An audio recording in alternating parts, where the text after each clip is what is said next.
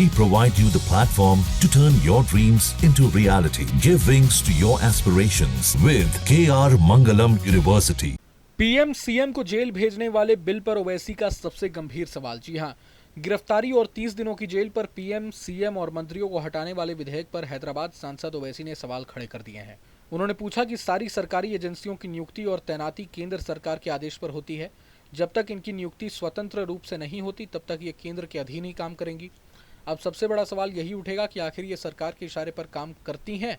इतना ही नहीं, ओवैसी ने संविधान का हवाला देते हुए पूछा कि मंत्री परिषद के परामर्श पर काम करने वाले राष्ट्रपति प्रधानमंत्री को कैसे हटा सकते हैं। हैदराबाद सांसद ने केंद्र सरकार द्वारा लाए गए 130वें संविधान संशोधन में कई कमियां गिनाई। उन्होंने कहा कि जब तक जांच एजेंसियों की नियुक्ति स्वतंत्र रूप से नहीं होती तब तक ये सवाल उठते रहेंगे कि ये इनके अधीन काम कर रहे हैं और केंद्र सरकार के इशारे पर काम कर रहे हैं। यूपीए के टाइम पर भी ऐसा ही था। दूसरी बात ये कि आप हमारी पुलिस में ही देख लीजिए, एसआई से लेकर डीजीपी तक सभी पुलिसकर्मियों के ट्रांसफर से लेकर नियुक्ति नेताओं की सहमति या फिर उनकी पसंद के आधार पर ही होता है, चाहे वो जाति के आधार पर हो या क्षेत्र के आधार पर हो। ऐसे में सवाल ये उठेगा कि वो किसके इशारे पर काम कर रहे हैं। सिर्फ यही नहीं, हैदराबाद सांसद ने इस बिल के चलते संविधान में टकराव की स्थिति का भी हवाला दिया। उन्होंने कहा कि संविधान में आर्टिकल है कि राष्ट्रपति मंत्री परिषद के परामर्श के आधार पर काम करते हैं और ये बिल ये कह रहा है कि राष्ट्रपति पीएम को इस्तीफा करवाएंगे। ऐसा कैसे हो सकता है? ये तो संविधान में टकराव की स्थिति बना देगा। सुनिए। अभी हमारे एडिटर इन चीफ के इंटरव्यू में अमित शाह जी ने बोला है कि जेपीसी में जाएगा, जेपीसी में चर्चा होगी, जेपीसी में सारे पार्टियों के लोग हैं, तो उसमें आप बात उठाइए, चीजें होंगी। नहीं, आप मेरे पास आए तो मैं बोल रहा हूँ ना। पार्लियामेंट में हमने ये कहा, जेपीसी में नहीं मालूम मैं मेंबर बन पाऊंगा नहीं बन पाऊंगा। स्पीकर साहब से हम रिक्वेस्ट करेंगे, हमको बनाइए, हम ये रखेंगे, मगर जेपीसी में जाएगा जरूर। वो तो लिखा हुआ था एजेंडे में कि इसको पार्लियामेंट की कमेटी को रेफर किया जाएगा। मगर ये जो हमारे एप्रीहेंशंस हैं, इसका क्या होगा बताइए? उसका क्या करेंगे आप? भाई महाराष्ट्र में क्या हुआ? महाराष्ट्र में आपने देख लिया क्या हुआ। हमारे एमएलएस को तोड़ दिया गया, बिहार में 4 एमएलएस चले गए। फिर आप कर्नाटका में क्या हुआ? हर जगह ऐसे ही हो रहा है। आप इंडिपेंडेंट इन्वेस्टिगेटिंग एजेंसीज को इंडिपेंडेंट कर दीजिए।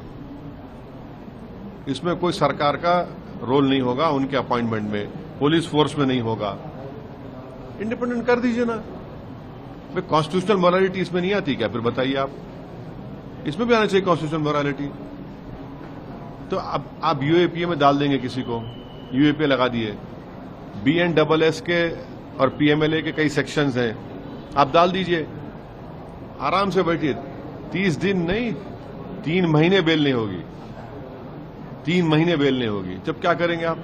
अच्छा, आपको केस लगाने की जरूरत, डिटेन कर लीजिए आप।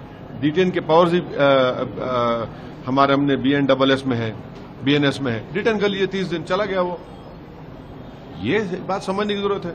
गौरतलब है कि हैदराबाद सांसद ने ये बयान केंद्र सरकार द्वारा लाए गए 130वें संविधान संशोधन को लेकर दिया है।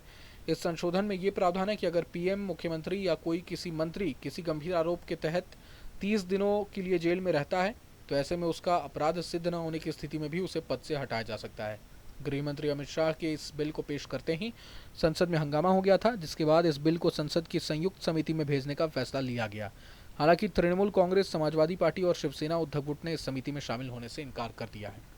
बहरहाल पूरे मसले को लेकर आप क्या कुछ सोचते हैं, हमें कमेंट बॉक्स में जरूर बताएं। अगर आपको ये वीडियो पसंद आया तो लाइक करें और चैनल को जरूर सब्सक्राइब करें। जीवन को दिशा, धर्म से जुड़ी हर बातों को जानने के लिए हमारे चैनल स्तुति को सब्सक्राइब करें। चैनल पर जाने के लिए इस लिंक पर क्लिक करें।